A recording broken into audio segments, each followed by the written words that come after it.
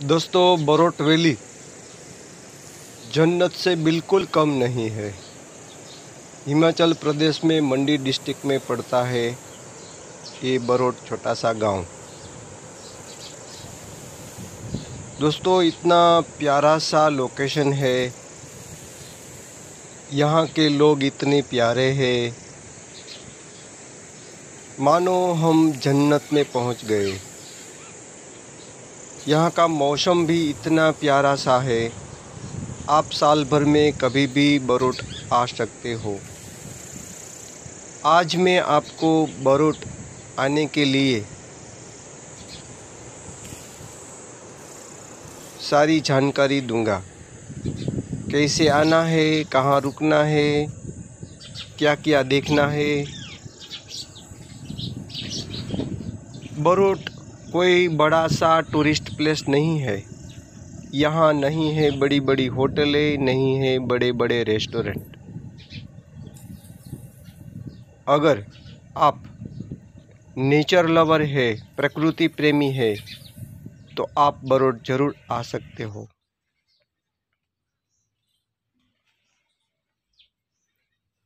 बरोट से नज़दीक बड़ा रेलवे स्टेशन है पठानकोट। आप पूरे भारत से कहीं पर से भी पठानकोट ट्रेन से आ सकते हो।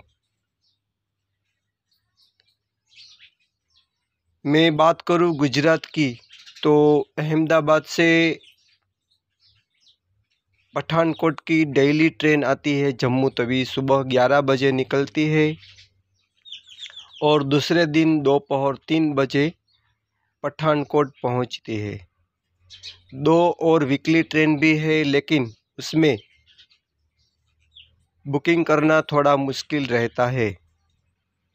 अगर आपको बरोट के लिए प्लानिंग करना है तो मिनिमम 2 या 3 महीने पहले ही प्लानिंग करना पड़ेगा, क्योंकि तभी आप आराम से जर्नी कर सकते हो। सब रिजर्वेशन आराम से हो सकता है।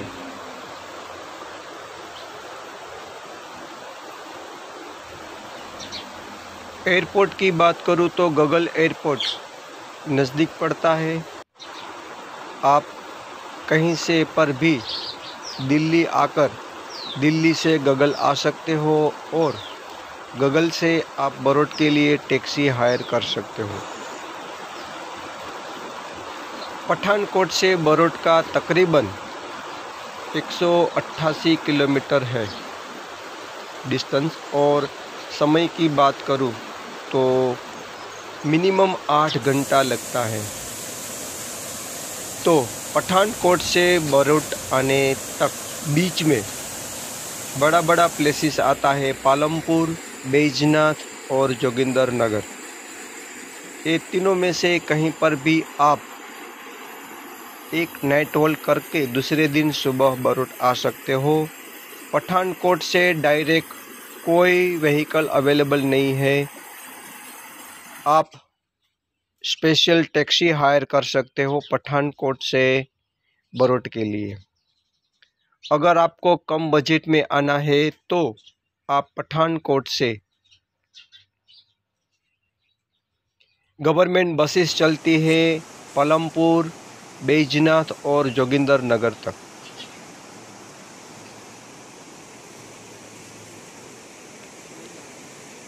जम्मू तवी ट्रेन अहमदाबाद से जो उपड़ती है 11 बजे, वो दूसरे दिन 3 बजे 28 घंटे की सफ़र करके हमको पठानकोट पहुंचाती है। तो आपको पालमपुर भी नाइट वॉक कर सकते हो। वहाँ पर भी टी गार्डन है, सौरभ वन विहार गार्डन है। बैजनाथ भी पुराना बैजनाथ शिव मंदिर है और खीर गंगा नदी है। बैजनाथ भी आप रुक सकते हो। और बैजनाथ से आगे है जोगिंदर नगर। जोगिंदर नगर पर पे आप रुक सकते हो। और जोगिंदर नगर से आपको बरोट के लिए शेयरिंग टैक्सी मिल जाएगी और गवर्नमेंट बसेस भी मिल जाएगी। तो अपने बजट के हिसाब से हम गवर्नमेंट बसेस में या टैक्सी हायर करके पठानकोट से बरूट आ सकते हैं। बैजनाथ से नज़दीक ही 10 या 11 किलोमीटर बीर पैराग्लाइडिंग लोकेशन है जो पूरे वर्ल्ड में फेमस है। अगर आप पैराग्लाइडिंग करना चाहते हो तो एक नाइट बैजनाथ में रुककर आप दूसरे दिन सुबह बरूट के लिए निकल सकते हो। बरूट में बहती है ऊल नदी जो हिमालय से सीधी आती है और एकदम ठंडा पानी होता है। बरूट में छोटे छोटे झरने, छोटे छोटे वाटरफॉल्स आसपास पे कहीं पर भी दिखाई जाते हैं।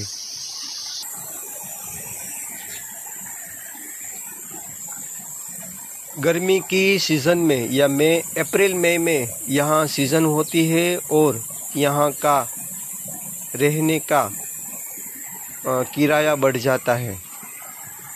मैंने पहले बताया यहाँ कोई बड़ी बड़ी होटलें नहीं हैं।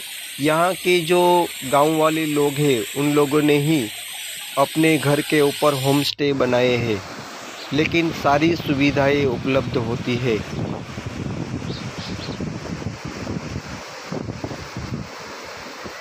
बरूट के आसपास देखने लायक मतलब छोटे बड़े वाटरफॉल्स हैं। बरूट से 5 किलोमीटर दूर लोहारडी, वहाँ हिमालय का व्यू है, वाटरफॉल्स है और सुंदर नज़ारा है। इसी तरह राजगुंदा है, वहाँ अगर आप यंग एज में है तो ट्रैकिंग भी कर सकते हो। लपास वाटरफॉल्स है और एक बहुत पुराना पावर प्रोजेक्ट भी है।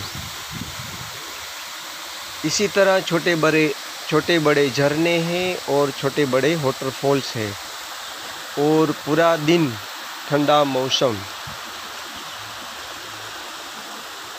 बरूट में रुकने के लिए आपको छोटे छोटे होम स्टे मिल जाएंगे और दूसरी बड़े टूरिस्ट प्लेस के हिसाब से बहुत ही कम रेट में रहने का मिल जाता है और खाने के लिए भी बहुत छोटे बड़े रेस्टोरेंट है, आपको वेज नॉन वेज खाने का भी मिल जाएगा। हम जहाँ रुके थे वो थे वर्मा होम स्टे और उनके बारे में मैंने एक पूरा वीडियो बनाया है, उनकी लिंक मैं आपको डिस्क्रिप्शन में दे देता हूँ। अगर आप बरूट जाने के लिए प्लानिंग करें तो आपको 2 दिन आने का और 2 दिन जाने का और 3, 4 या 5 दिन घूमने का। अगर आपके पास 8 या 9 दिन का टाइम है तभी आप आराम से बरूट घूम सकते हो।